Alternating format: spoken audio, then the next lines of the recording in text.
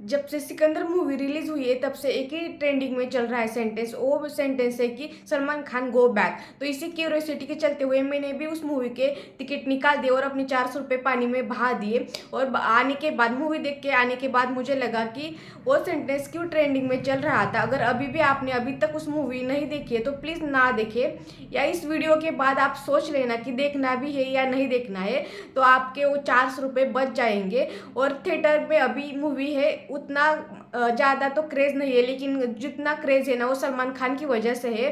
क्योंकि हम किसी भी मूवीज़ को देखने के लिए क्यों जाते हैं, सबसे पहले तो उस एक्टर की वजह से, क्योंकि जिस मूवी के अंदर जो हमारा फेवरेट फिल्म स्टार होता है ना, उसके लिए हम उस मूवी को देखने जाते हैं। सेकेंड होता है उसका, उस जो फिल्म है ना उसकी स्टोरी लाइन, कहानी क्या है, उसके ऊपर हम जाते हैं। और थर्ड होता है कि उस मूवी के जो भी सॉन्ग्स है जो बहुत ज़्यादा पॉपुलर होते हैं, उनकी वजह से हम उस मूवी को देखने चले जाते हैं। लेकिन इस मूवी के अंदर ना कहानी है, ना जो जो एक्टर है ना वो इतना डिसइंटरेस्टेड है इस मूवी के अंदर ना। उनको देखने के लिए जितनी भी चली है ना वो उनके नाम के दम पे ही चली है अभी तक। लेकिन बहुत लोग कह रहे हैं कि अभी वो फ्लॉप हो जाएगी, ये हो जाएगी। लेकिन एक पॉइंट पे लगा था कि सलमान खान की मूवी है तो फ्लॉप नहीं होगी। और ईद के मौके पर उन्होंने इस मूवी को रिलीज किया था, लेकिन वो उनका डिसीजन बहुत गलत था, क्योंकि बहुत जल्दी जल्दी में उन्होंने उस मूवी को रिलीज़ किया था, क्योंकि उन्हें उस ईद के मौके पर ही रिलीज़ करना था इसीलिए। लेकिन as a Salman Khan fan वो बहुत बहुत मतलब सबसे ज़्यादा खराब मूवी लगी। और जो 400 रुपये गए ना वो उसका दुख अलग ही था। लेकिन मैं कोई फिल्म क्रिटिक्स नहीं हूँ जो आपको बताऊँ कि आप फिल्म देखने जाओ या ना जाओ। बस फिल्म देखने के बाद एज अ ऑडियंस मुझे जो लगा और जो बातें मुझे लगी ना वो सारी चीज़ें इस वीडियो के अंदर मैं बताने वाली हूँ। वीडियो पूरा देखो और देखने के बाद आप खुद डिसाइड करो कि आपको मूवी देखनी है या नहीं देखनी है। बस इतना ही। तो सबसे पहले हम इस फिल्म की हीरोइन के बारे में बात करते हैं, जो कि रश्मिका है। रश्मिका जिन्हें क्रश कहा जाता है, उनके बारे में हम बात करने वाले हो। सबसे पहले तो मुझे पर्सनली ये लगता है कि रश्मिका साउथ इंडस्ट्री में जब फिल्में करती थी ना, उन्हें वहाँ पे देख के बहुत अच्छा लगता था। मतलब उनकी एक्टिंग, उनका फेस है, बहुत अच्छे से एक्सप्रेशन आते थे, उन्हें वहाँ पे देखना ना बहुत अच्छा लगता था। लेकिन जब से वो बॉलीवुड में आई है ना, तब से मुझे उनकी लिटरली एक भी मूवी अच्छी नहीं लगी है। क्योंकि वहाँ पे कोई एक्सप्रेशन नहीं होते, उनकी जो लाइन्स होती है ना वो भी कुछ समझ में नहीं आती है। जिस तरह से वो मतलब कुछ डबिंग कर रही है ऐसा लगता है। तो इसलिए मुझे वो लिटरली एक भी मूवी उनकी पसंद नहीं आई है जब से वो बॉलीवुड में आई है। लेकिन साउथ वाली उनकी सारी मूवीज़ की मैं बहुत बड़ी फ़ैन हूँ। एज ए एक्ट्रेस मुझे बहुत ज़्यादा वो पसंद है। लेकिन इस मूवी के अंदर या बॉलीवुड के अंदर उनका जो भी रोल है ना, और इस मूवी के अंदर उनका रोल बहुत बहुत ज़्यादा कम था, जो कि दिखा भी नहीं उतना ज़्यादा, और वो खुल के भी इतना स्ट्रांगली दिखा नहीं। तो ये हुई हीरोइन की बात। बस इतनी ही बात कर सकते क्योंकि उसका रोल इस फिल्म के अंदर इतना ही है। तो सबसे सेकेंड होता है कि जो डायरेक्टर होता है ना, हाँ माना बहुत लोगों ने भी मुझे ये चीज़ें बताई थी, लेकिन जिस तरह से डायरेक्टर के ऊपर बहुत सारी चीज़ें होती है, लोग कह रहे हैं कि अच्छा मान लिया कि डायरेक्टर ने अच्छे से डायरेक्ट नहीं किया इस मूवी को, लेकिन कम से कम एक्ट्रेस को एक्टिंग तो अच्छी सी करनी चाहिए थी ना। जिस तरह से वो इतने डिसइंटरेस्टेड लग रहे थे ना लोग मतलब जो इस फिल्म के हीरो है उनकी बात कर रही हो। बाकी एक्टर तो बहुत अच्छे थे, लेकिन सबसे ज़्यादा एक बैकबोन जिसे कहा जाता है ना वो डायरेक्टर होता है। उसके ऊपर बहुत सारी चीज़ें होती है कि डायरेक्टर को बहुत अच्छे से डायरेक्ट करना आना चाहिए, एक्टर कैसा भी हो, लेकिन डायरेक्टर बहुत अच्छे से करना चाहिए। लेकिन वो चीज़ उस फिल्म के अंदर मिसिंग थी। और सबसे अच्छी चीज़ होनी चाहिए कहानी। भले एक्टर कुछ ना करे लेकिन कहानी तो अच्छी होनी चाहिए ना। लेकिन कहानी में भी उतना कोई दम नहीं था। एक फिल्म के अंदर चार कहानियाँ थी अलग अलग, और एक कट होगी तो सेकंड चालू होती है ना। मतलब इस पूरे फिल्म का एक डिसएडवांटेज या बहुत ही जो मुझे अच्छा नहीं लगा वो था कि जो कहानी स्टार्ट तो होती है लेकिन उसका एंड ही नहीं होता, उसका कोई एक्सप्रेशन ही नहीं होता, कुछ भी नहीं होता। क्या चल रहा है, क्या हो रहा है, कुछ भी नहीं समझ में आता। एक स्टोरी के अंदर 4-5 कहानियाँ है अलग अलग, और यहाँ से स्टार्ट होता है लेकिन उसका एंड कहीं पर भी हमें नहीं मिलता। और सबसे एंड में हम आते कि हीरो की तरफ, ना कहानी थी, ना डायरेक्टर ने अच्छे से डायरेक्ट किया, ना हीरोइन का कोई अच्छे से रोल था। और उसके बाद हीरो के ऊपर आने से पहले एक और पॉइंट है जो मुझे याद आ गया, वो है इस पूरे फिल्म के अंदर जो म्यूज़िक होता है बहुत ज़रूरी होता है। कि आपको पता होगा या नहीं पता होगा पता नहीं, लेकिन एक मराठी मूवी थी सैराट, जो उसके वो सबसे ज़्यादा इतनी हिट हुई थी ना, उसको मतलब हर हिंदी ऑडियंस को मूवी पता थी, क्योंकि उसके गाने इतने ज़्यादा पॉपुलर हो चुके थे ना। लेकिन इस मूवी के अंदर स्पेशली सलमान खान की मूवी और उसका गाना पॉपुलर ना हो ऐसा हो ही नहीं सकता, लेकिन इस मूवी के अंदर एक भी गाना ऐसा नहीं है। आपको कुछ याद है कुछ इसमें से गाना, कुछ आपने सुना हो, देखा हो? बिल्कुल भी नहीं, क्योंकि गाना एक भी गाना हिट ही नहीं हुआ, क्योंकि उस गाने के अंदर उतना दम ही नहीं था कि जो हिट हो जाए।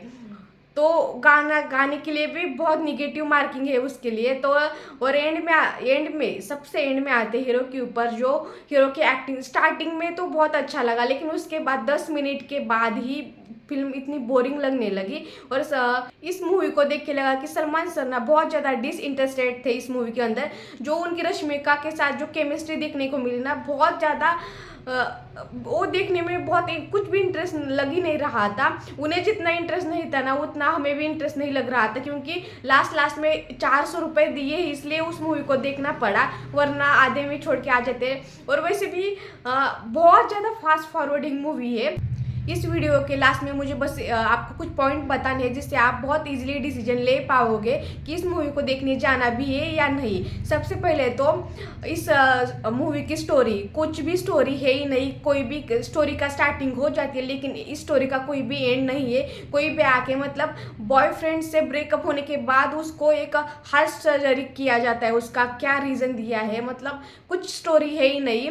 सेकेंड है कि सलमान खान के एक्सप्रेशंस, बिल्कुल भी एक्सप्रेशन नहीं है। हर सीन के अंदर एक ही एक्सप्रेशन है, और वो बहुत ज़्यादा डिसइंटरेस्टेड लग रहे हैं इस स्टोरी को या इस मूवी को करते समय। उसके बाद रीज़न है कि जो डायलॉग डिलीवरी है बहुत लो है, मतलब डायलॉग डिलीवरी कुछ डायलॉग आपके ऊपर इम्पैक्ट करेगा ही नहीं। आपको इमोशन सीन के ऊपर भी हंसी आ रही है, क्योंकि वो इमोशन सीन से आप कनेक्ट कर ही नहीं पाते हो, रिलेट नहीं कर पाते हो, इसलिए वो बहुत ज़्यादा लो है। और उसके बाद एक्शन के जो आपको शॉट देखने को मिलेगा ना, बहुत ज़्यादा लो लग रहे हैं वहाँ पर। और सबसे एंड में तो स्टोरी बहुत ज़्यादा फास्ट फॉरवर्डिंग है, बहुत फास्ट पिक्चर बहुत ज़्यादा आगे बढ़ रहा है ऐसा लग रहा है। तो ये सारे पॉइंट है, उसके बावजूद आपको देखना है नहीं देखना है वो आपके ऊपर है। और यहाँ पर बहुत लोग कह रहे हैं कि बॉलीवुड इज़ एंड।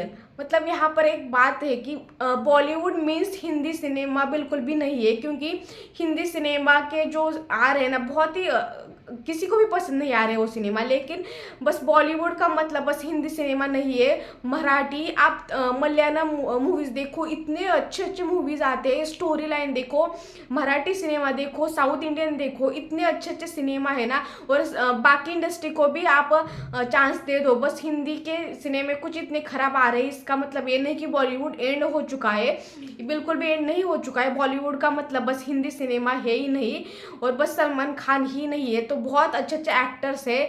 और यहाँ पर अपनी बॉलीवुड की बहुत अच्छी हीरोइंस भी है। इस मूवी के अंदर हमारे यहाँ की हीरोइंस को बिल्कुल भी चांस नहीं मिला। मुझे तो लगता था कि मृणाल ठाकुर कितनी अच्छे से इस रोल को कैरी कर सकती थी रश्मिका की जगह, तो लेकिन उनको कोई मौका नहीं देता।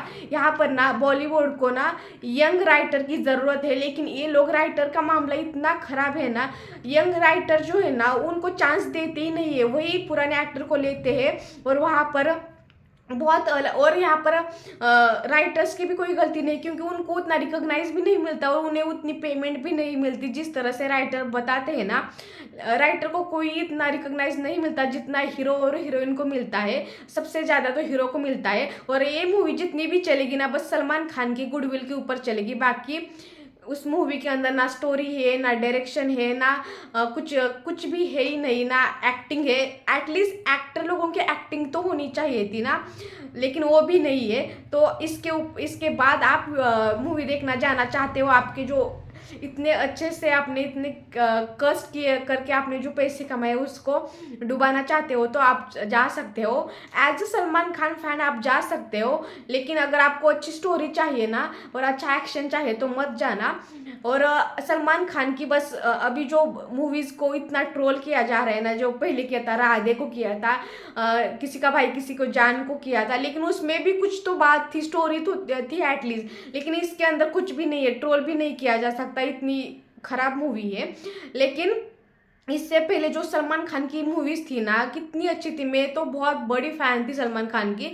जो मूवीज़ आपने देखी है, बजरंगी भाईजान हो, टाइगर हो या किक हो, इतनी अच्छी अच्छी मूवी, हम साथ साथ है, हम आपके हैं कौन, इतनी आइकॉनिक मूवी देने के बाद अभी हमारे बॉलीवुड में यही प्रॉब्लम है कि हीरो इतना भी 60 ईयर का हो गया, कितनी भी ईयर का हो जाए, लेकिन उन्हें एज ए हीरो ही काम करना है। वो अपने आप को साइड एक्टर की तरह या बाप के रोल में देखना ही नहीं चाहते। हीरोइन करती भी वो माँ का रोल, लेकिन हीरो को बहुत वो ईगो पे आ जाती है, बात नहीं करते। लेकिन अपनी अपनी सोच है, हम क्या कर सकते हैं। और कास्टिंग भी ऐसे करते हैं ना, हाँ तू मेरा फ्रेंड है तो हम तुम्हारी कास्टिंग करते हैं, कोई भी ऑडिशन नहीं लेता है। जो आउटसाइडर होते हैं उनके तो ऑडिशन लेते हैं, लेकिन जो फ्रेंड होते हैं उनका ऑडिशन कोई नहीं लेता है। तो वो तो अपनी अपनी चॉइस है, हम उसके ऊपर किसी को जज नहीं कर सकते। लेकिन आपको इस मूवी के बारे में एज अ ऑडियंस मैंने ये सारी चीज़ें बोली है। मैं कोई फिल्म क्रिटिक्स हूँ नहीं, लेकिन मुझे लगा कि मेरे जो 400 रुपये थे ना वो पानी में चले गए, इसलिए मैं इस मूवी के ऊपर मेरा ये थॉट है, आपके भी ना जाए, इसलिए मैंने वीडियो बनाया। वीडियो पसंद आए तो प्लीज़ लाइक शेयर सब्सक्राइब करना मत भूलना।